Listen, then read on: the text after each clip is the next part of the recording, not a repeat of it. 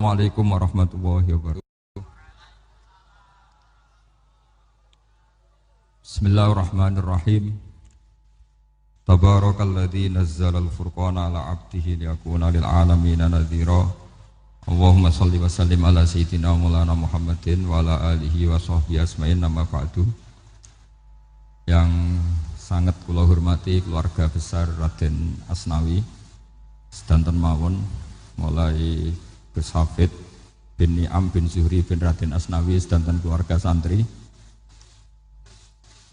Niki kudanan nggih niati dudusan wonten mawon. Terus riyen wonten cerita udan niku rahmat. Jadi nak sampean melayu saking udan berarti melayu saking napa? Rahmat. Terus cara berpikir niku udan niku rahmat, terus termasuk tobat sing sah niku dawuh Imam Ghazali kon adus nganggo banyu udan sing ceblok langsung. Mergo nak liwat kenteng kadang kentenge iku hasil sumbangan proposal.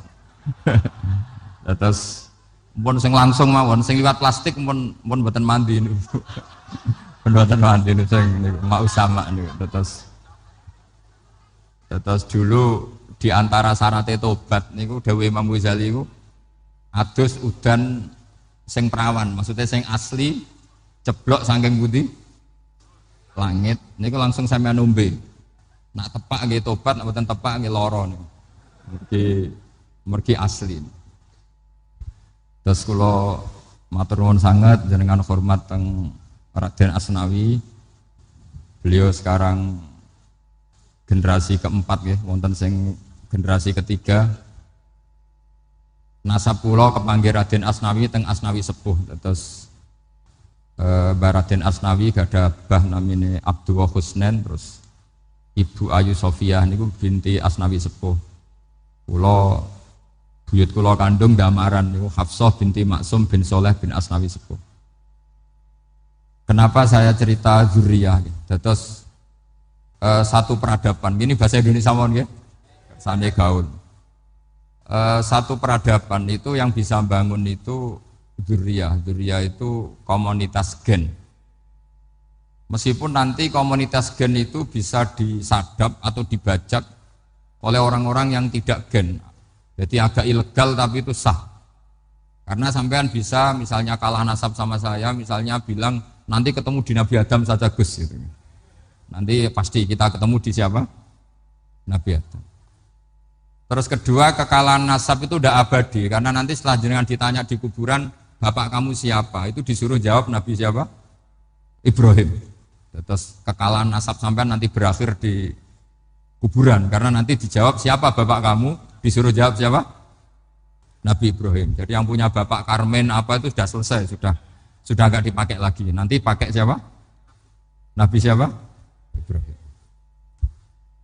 Nah, kenapa saya cerita bahwa nasab gen itu akan disatukan oleh satu visi ilmiah yang objektif. Gini ku dawuh Nabi Yusuf, wattaba'tu millata abai Ibrahim wa Ishaq wa Yaqub. Terus dawuh Nabi Yusuf, maka nalana an nusyrika billahi min syai'.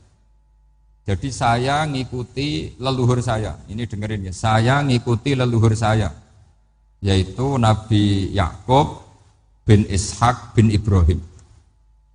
Leluhur saya itu siapa? Maka nalana an-nusyrika billahi min syai', yaitu keluarga besar yang tidak pernah melakukan kemusyrikan. Ya, keluarga besar kami punya tradisi tidak pernah melakukan kemusyrikan. Dan bahkan itu dibahasakan tidak mungkin kita ini melakukan kemusyrikan.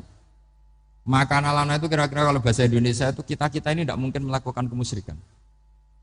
Nah, kenapa demikian? Itu berangkat dari logika yang permanen. Disebut yusabbitu Allahu alladzina amanu bil qouli tsabiti fil hayatid dunya wa fil akhir. Logika permanen itu begini misalnya. Kita ini kan hidup dari bapak dari ibu, terus sampai Nabi Adam. Kemudian setelah Nabi Adam ini berakhir, berakhir. Kemudian kita mau tidak mau berpikir Nabi Adam itu siapa? Terus diterangkan ternyata Nabi Adam itu satu makhluk hidup yang mulanya dari tanah. Lewat wahyu Allah, lewat titah Allah kun kemudian jadi manusia yang bernama Adam. Sebelum Adam ada bumi, ada langit, ada cakrawala macam-macam. Kemudian itu kita rumuskan lagi, asal usulnya adalah tidak ada. Adamiyun makhdun. Akhirnya kita tahu bahwa alam raya ini diwujudkan setelah dari tidak ada. Nah tentu terus kita berpikir, dari tidak ada menjadi ada itu pasti penyebabnya adalah sesuatu yang ada. Nah yang ada itu disebut wajibil wujud. Karena wajibil wujud ini wujud sendiri, nggak ada saingannya. Karena Allahu wala syai'amahu, Allah ada dan tidak ada pesaingnya. Maka kita ini berpikir nggak mungkin ada kekuatan manapun yang menyamai Allah. Sehingga nggak ada Yesus mungkin menyamai Allah, nggak ada Fir'aun, nggak ada Lata, nggak ada Uzza. Makanya disebut maka nalana an nusyrika billahi min syai'. Kita ini tidak mungkin melakukan kemusyrikan. Sama nggak usah tanya saya, Gus, tapi orang menjadi musyrik itu kan mungkin. Jawabannya itu tetap nggak mungkin. Kemusyrikan itu satu teori yang nggak mungkin. Tapi kalau orang musyrik itu mungkin.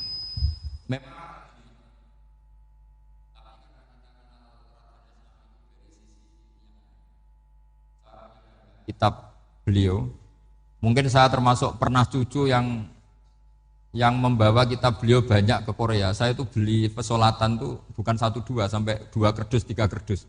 Itu mulai dulu, mulai saya ngiai sampai sekarang. Tak bawa ke Sragen, ke Solo Tigo, termasuk tak bawa ke Korea. Jadi mungkin ya ini GR saya ngaji di sini itu barokahnya jualan pesolatan. Tapi bukan jualan yang cari laba enggak, karena tak gratiskan, tapi itu dagang akhirat lah kira-kira gitu. Jadi kalau saya masuk neraka kita era pantas, bakul pesolatan kok masuk neraka gitu, kayak itu nggak pantas itu. Karena saya termasuk orang ya yang cara berpikir itu optimis. Dulu di sini ada orang alim alama namanya Raden Asnawi. Terus kemudian sejarah agak berpolemik, ada yang mengatakan beliau itu muridnya Syekh Nawawi, ada yang mengatakan tidak. Apapun itu yang saya yakini adalah beliau ya saling istifadah lah, saling bermanfaat bagi Syekh Nawawi Banten. Saya punya catatan sejarah banyak tentang Raden Asnawi karena guru-guru kita itu akan ketemu di Syekh Nawawi Banten. Yaitu kita tahu misalnya saya ngaji Mbah Mun ngaji Mbah Zubair misalnya ngaji Syekh Fakih Mas Kumambang, ngaji Mbah Mahfud, terus ngaji Sayyid Abi Bakar Sato, terus ngaji Sayyid Zaini Dahlan. Kalau keluarga sini mungkin misalnya Gus Hafid, Mbah Niam, Mbah Zuhri, terus Raden Asnawi. Raden Asnawi kita tahu nikah dari istri mudanya Syekh Nawawi, yaitu Nyai Hamdana. Saya sering diceritani Mbah Mun, terus Nyai Hamdana punya anak yang namanya Zuhriyah dari Syekh Nawawi. Kemudian setelah dinikahi Raden Asnawi punya anak namanya Zuhri, Minan, Niam, terus sampai ke Gus Hafid itu, Hafid bin Niam. Kenapa saya cerita ini? Karena kealiman itu adalah sesuatu yang dibanggakan Allah. Imam Amudi itu ulama ahli matematika. Jadi ada ulama itu ahli matematika. Dia nggak pernah ngajarkan pesolatan, zakat, sholat, tapi dia ngajar matematika. Kemudian dari matematika itu beliau menjadi ahli tauhid. Sehingga nanti Mungkar Nakir itu nggak akan tanya dia marabbuka wa manabuka, karena dia punya rencana. Yang ngajar tauhid itu saya. Jadi kalau dia akan mengatakan marabbuka, pangeran kamu itu siapa? Malaikat malah dilawan. Kamu pernah ngajar tauhid? Saya ini guru tauhid. Singkat cerita, saking keramatnya Imam Amudi, kata Allah, ya Amudi, presentasikan ilmu tauhid yang lewat jalur matematika ke semua malaikat saya. Semua malaikat saya tahu cara berpikir matematis. Karena malaikat itu imannya itu iman mauhibah, karena dia malaikat, ya iman karena tahu neraka, tahu surga, terus dia iman. Kalau kita ndak, kita iman tuh pakai logika, jadi lebih keren. Loh betul.